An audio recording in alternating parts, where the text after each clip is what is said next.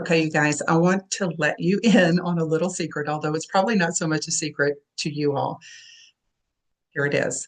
The most important people that you see in this business, they didn't start because they had perfect hair, right? They didn't start because they had perfect lighting, perfect words, or perfect background. They started messy, just like I look right now. So they went live, guys. They go live with shaky voices. They went live um, overthinking everything. They posted overthinking everything. They reached out to people before they knew exactly what they were going to say. But the difference is they did it. But here's the truth. So if you're waiting for that perfect time, you're going to be waiting forever. Trust me, I know. I've done that and still do to this day because the only way to get better is to start messy. The only way to get better is to start imperfect. The only way to get better is to start now, right? There's no magical moment when you suddenly feel ready to do it.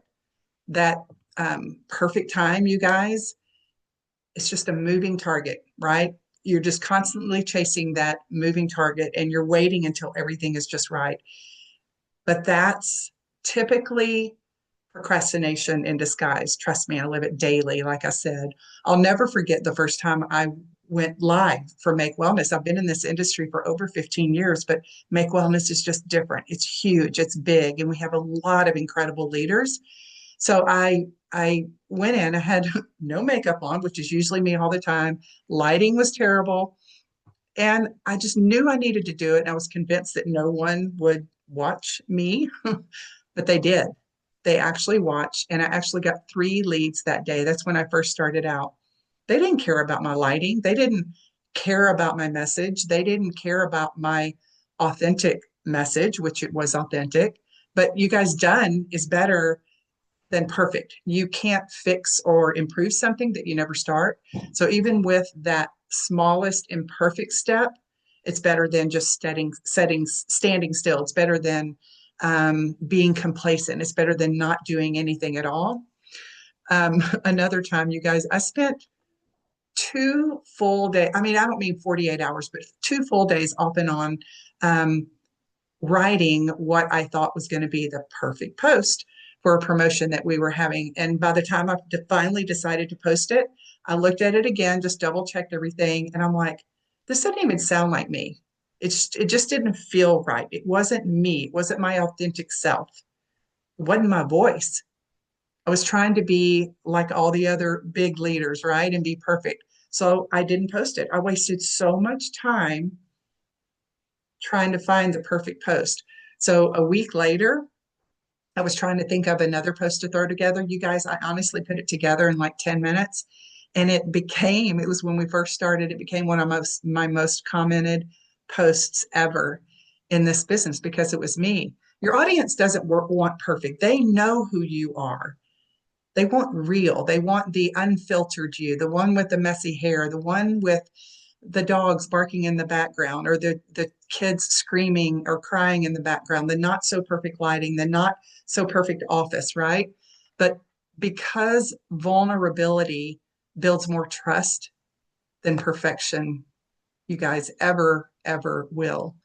So these small steps that we take, they compound over one another. Like it's like one imperfect post, one imperfect live, one imperfect conversation, but over time they start stacking in a big way and you feel more confident and you get better every single time you do it.